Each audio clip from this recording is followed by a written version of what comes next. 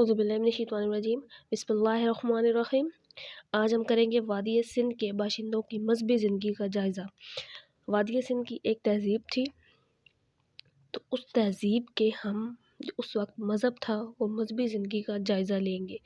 وادی سندھ کے لوگوں کا مذہب اصنام پرستی، اشجار پرستی، حیوان پرستی اور چند دوسرے عقائد پر مبنی تھا۔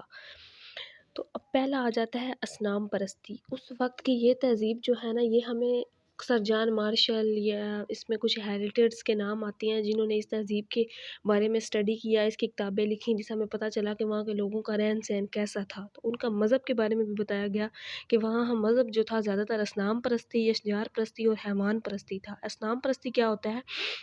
وادی سندھ میں ایک دیوی کا مجسمہ عام طور پر پایا گیا ہے جو 70 پوشی کے لیے کمر کے گرد کپڑے کی لپٹی ہوئی ایک پیٹی کے علاوہ مکمل طور پر اڑیاں دکھائی دیتی ہے۔ ان مجسموں کے گلوں میں زیورات کی بھرمار ہے، ان کے سروں پر پنکھوں کی طرز کا ایک انوکھا پہناوا ہے، یعنی کہ تاج ہے ان کا۔ عام طور پر ایک ماتا دیوی کے عقیدے کا بھی پتہ چلا ہے۔ ایسے ہی ایک عقیدے کا پتہ ہڑپا کی چکور مہر سے بھی ملتا ہے۔ ہڑپا کا بھی علاقہ جو دریافت ہوا تھا وادی سندھ کی تہذیب میں ہی آتا ہے۔ وادی سندھ کی تہذیب کے دو بڑے شہر تھے، موئنجو دڑو اور ہڑپا۔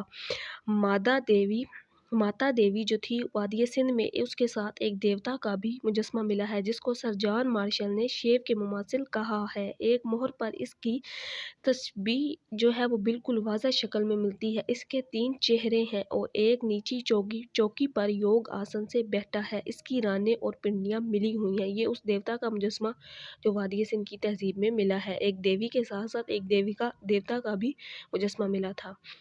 تو اس سے ان کے مذہب کا اندازہ ہو سکتا ہے کہ یہ اصنام پرستی کے قائل تھے۔ دوسرا آ جاتا ہے اشجار پرستی، یعنی کہ اشجار ہوتا ہے درخت وغیرہ۔ یہ لوگ درختوں کو متبرک سمجھتے تھے، ان کی پوجا وغیرہ کرتے تھے۔ وادی سندھ میں اس قسم کے کافی ثبوت ملتے ہیں جس سے یہ اندازہ ہوتا ہے کہ لوگ درختوں کو متبرک خیال کرتے تھے اور ممکن ہے کہ ان کی پرستش بھی کرتے ہوں۔ اس کا اندازہ موروں پر بنے ہوئے نقوش سے ہوتا ہے۔ چنانچہ ایک مور کے دائیں جانب اوپر کے گوشہ میں زمین پر ایک تھالے میں پیپل کی 2 شاخیں نکلی ہوئی ہیں، یعنی کہ ایک جو تھال ملا ہے، ایک مور ملی ہے، اس کے دونوں طرف پیپل کی شاخیں نکلی ہوئی ہیں۔ ان شاخوں کے درمیان ایک دیوی کا مجسمہ، ایک دیوی کی تصویر ہے جس کے سر پر سینگ ہے اور اس کے سامنے ایک دوسری عورت سر بسجود دکھائی دیتی ہے۔ تو اس سے پتہ چلتا ہے کہ یہ درختوں کی پرستش یا پوجا کرتے ہوں گے۔ حیوان پرستی وادی سندھ میں حیوان میں آ جاتا ہے، یہ لوگ جانوروں کو بھی متبرک خیال کرتے تھے۔ حیوان پرستی کا رواج تھا جس سے اس کا اندازہ ان کی موروں پر بنے ہوئے جانوروں کی نقاش، مٹی، پتھر کے مجسموں سے پتہ چلتا ہے۔ جانوروں میں ایک سینگ والے بیل، کوہان والا بیل، گینڈا، شیر، ہاتھی جیسے جانور تھے جن کی موریں ملی ہیں۔ ان کی بے شمار شکلیں اتاری گئی ہیں، ان کی مورتیاں بنائی گئی ہیں۔ اس بات کے شواہد بھی ملے ہیں کہ یہ لوگ سانپ یعنی ناگ دیوتا کو بھی متبرک سمجھتے تھے، کیونکہ سانپ کی ایک بڑی واضح تصویر وہاں سے ملی تھی۔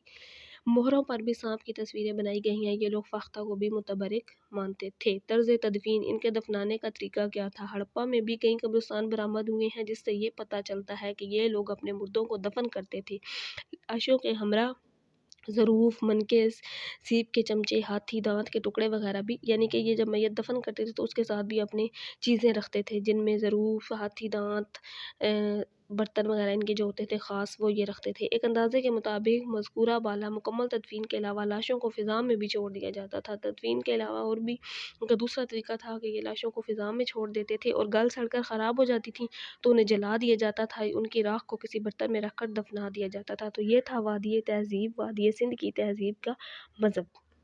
یہ اس میں موہنجو دڑو، ہڑپا اور مہر گڑھ کے علاقے شامل تھے۔ وہاں پہ جو مذہب دیکھا گیا وہ یہ تھا اصنام پرستی، حیوان پرستی، اشجار پرستی اور ان کا طرز تدفین۔ اور چند دوسرے عقائد بھی آ جاتے ہیں، اسے آپ نے ایک بار پڑھ لینا ہے۔ دوسرے عقائد میں اس کے علاوہ اس میں آ جاتا ہے یہ لوگ پانی کو متبرک سمجھتے تھے۔ اس کے علاوہ یہ لوگ جس طرح ہندو کرتے ہیں بتوں کی پوجا وغیرہ، اس میں یہ چیزیں آ جاتی ہیں۔ یہ جس طرح وہ ہوتا ہے کہ گنگا کے پانی سے نہا لو تو سارے گناہ معاف ہو جاتے ہیں، تو ان میں بھی تھوڑا اس طرح کا عقیدہ تھا۔ وہ ان کے رہائش سے پتہ چلتا ہے کہ انہوں پانی کا ایک خاص انتظام تھا، ہر گھر میں ایک کنواں موجود تھا، پانی کا ان کا بڑا اچھا سسٹم تھا، تو وہاں سے یہ پتہ چلتا ہے کہ یہ لوگ پانی کو بھی متبرک سمجھتے ہوں گے۔ تو اس میں یہ چند دوسرے عقائد ہیں جو یہ دیے ہوئے ہیں، آپ نے اس کو ایک بار پڑھ لینا ہے، بڑی آسانی سے آپ کو سمجھ آ جائیں گے۔